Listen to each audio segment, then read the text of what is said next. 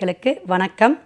யோக ரகசியம் நிகழ்ச்சியில் உங்களை சந்திப்பதில் மிக்க மகிழ்ச்சி.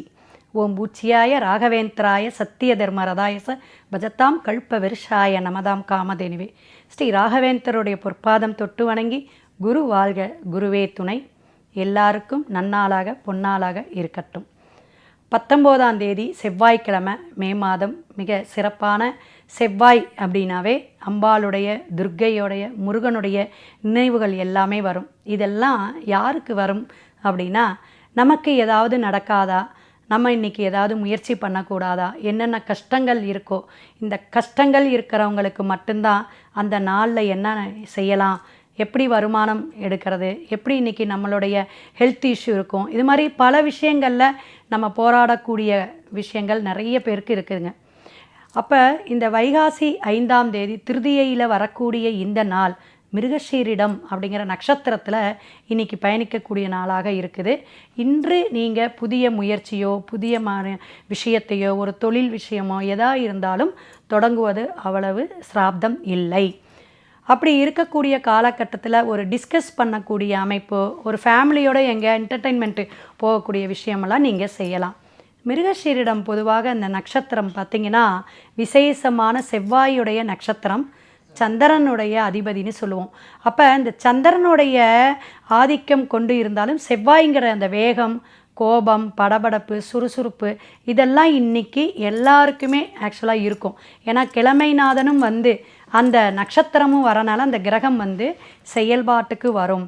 அப்போ வீடு சம்பந்தமான ஒரு ரியல் எஸ்டேட் பண்ணிகிட்ருக்கீங்க, பூமி சம்பந்தமான விஷயங்கள் செய்கிறீங்க. ஏன்னா பூமிக்காரகர் செவ்வாய்.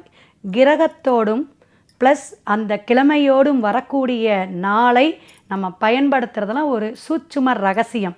இதில் நமக்கு என்னென்னா யோகமான விஷயங்கள் நடக்கும். அப்போ பூமி சார்ந்த விஷயத்தை நீங்கள் ஒரு அனலைஸ் பண்ணுறது, ஒரு டிஸ்கஷன் பண்ணுறது, ஒரு பத்திரம் அதுங்க போய் என்ன பண்ணலான்ட்டு நீங்கள் டிஸ்கஸ் பண்ணும் பொழுது அந்த ரியல் எஸ்டேட்டு சார்ந்து உங்களுக்கு கண்டிப்பாக சக்ஸஸ் கிடைக்கும். அதே போல் உங்களுடைய உறவுகள்ங்கிறம்போது சகோதர சகோதரிகிட்ட ஒரு நல்ல விஷயம் பேசலாம்.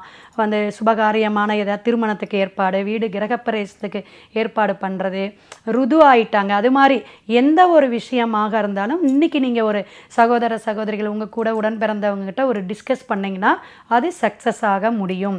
இது மாதிரி நீங்கள் ஃபாலோ பண்ணும் பொழுது உங்களுடைய தொழிலில் கூட உங்களுக்கு சின்ன சின்ன படபடப்பு, ஒரு கோபமோ ஒரு ஆதங்கமானோ கூட போகும்.